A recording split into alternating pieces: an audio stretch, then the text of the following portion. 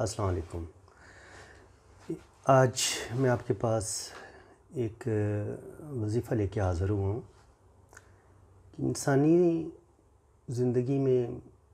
انسان کو بہت ساری مشکلات پیش آتی ہیں، تو بعض دفعہ یہ تکلیفیں، یہ مشکلیں اتنی سخت ہوتی ہیں کہ انسان مرنے تک کا سوچنے لگتا ہے کہ وہ خودکشی کر لے۔ تو اتنی جب سخت تکلیفیں آپ پہ آ جائیں، اتنی سخت مشکلیں آ جائیں، تو اس وقت انسان کو صرف اور صرف ایک ہی سہارا یاد آتا ہے، اور وہ ہے اللہ تعالیٰ۔ تو ہم اللہ تعالیٰ سے دعا مانگتے ہیں، تو پھر کوشش کرنی چاہیے کہ جو انسان دعا مانگے اس کے الفاظ اتنے اچھے ہوں اور اللہ تعالیٰ کے خود بتائے ہوئے ہوں،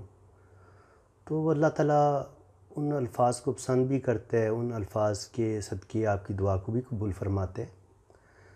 تو یہ جو وظیفہ میں آپ کو بتانے لگا ہوں، یہ میرا اپنا بھی آزمایا ہوا ہے، آپ خود بھی آپ آزمائیں۔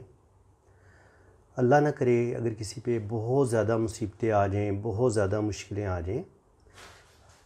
اور آپ سخت پریشان ہوں، کوئی فیصلہ نہ کر پا رہے ہوں، تو اس وقت آپ یہ پڑھا کریں۔ میں آپ کو بتا دیتا ہوں، 5 ٹائم آپ نماز پڑھیں، اس ٹائم باوضو رہیں، اور یہ آپ نے درود شریف پڑھنا ہے جو آپ نماز میں پڑھتے ہیں، درود ابراہیمی، اللہم صلی علی محمد و علی محمد کما صلیت علی ابراہیم و علی ابراہیم انک حمید مجید، اللہم بارک علی محمد و علی محمد کما بارکت علی ابراہیم و علی ابراہیم انک حمید مجید۔ تو پہلے تو میں آپ کو تھوڑا سا درود ابراہیمی کے بارے میں بتا دوں۔ یہ آپ سمجھ لیں، یہ کسی بھی دعا کی جو آپ دعا مانگتے ہیں اس کی آپ کی کہہ لیں، چابی کہہ لیں۔ آپ سمجھ لیں کہ آسمانوں پہ تالا لگا ہوا ہے، اس کا دروازہ بند ہے، تو یہ جو آپ کا درود ابراہیمی آپ پڑھیں گے تو یہ آسمانوں کا جو دروازہ ہے وہ اس کو کھولنے کے لیے، کہ آپ کی دعا کو راستے میں روکے کوئی نہ، آپ کی دعا راستے میں رکے نہیں۔ تو جب آپ درود ابراہیمی پڑھتے ہیں تو سمجھ لیں کہ اس پہ ایک سٹیمپ لگ جاتی ہے کہ اب آپ کی دعا کو کوئی بھی نہیں روکے گا۔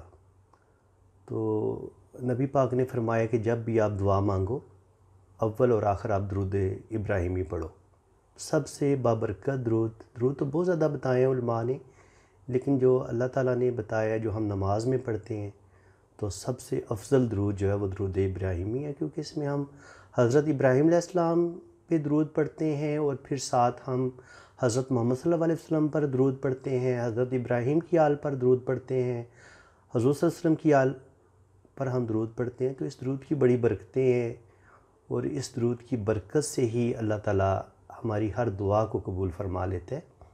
تو جب بھی حضرت محمد صلی اللہ علیہ وسلم کا نام مبارک آپ سنیں تو آپ صلی اللہ علیہ وآلہ وسلم لازمی پڑھ لیا کریں۔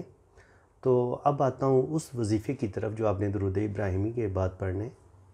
وہ اس کے الفاظ بڑے اصل میں یہ قرآن پاک کی 2 آیات ہیں علیحدہ علیحدہ، تو ان دونوں کو میں بتا رہا ہوں کہ دونوں کو آپ نے پڑھنا ہے کہ حسبنا اللہ نعم الوکیل و نعم المولا و نعم النصیر۔ تو اس کا مطلب یہ ہے، اس کا ترجمہ کچھ اس طرح ہے کہ اللہ تعالیٰ میں اپنے اس معاملے میں تجھے ہی اپنا وکیل بناتا ہوں، تجھے ہی اپنا مددگار بناتا ہوں۔ تو جب آپ اپنی مصیبت میں، اپنی پرابلم میں آپ اللہ کو اپنا وکیل مان لیتے ہیں، اللہ سے آپ اللہ کو ہی مددگار جانتے ہیں، اور ساتھ پھر آپ وسیلے کے طور پہ حضرت محمد صلی اللہ علیہ وسلم کا صدقے اور وسیلے سے درود ابراہیمی سے اللہ تعالیٰ سے دعا مانگتے ہیں، تو یقین کریں اللہ تعالیٰ آپ کو آپ سے سخت مصیبت ہے، پرابلم ہے، کاروبار میں پرابلم ہے، کام نہیں آپ کا چل رہا، آپ کے برے حالات ہیں، روپے پیسے کی کمی ہے، قرضہ آپ پہ چڑھ گیا ہے، جیسے بھی حالات ہوں، جس طرح کی بھی آپ کو مصیبت ہو،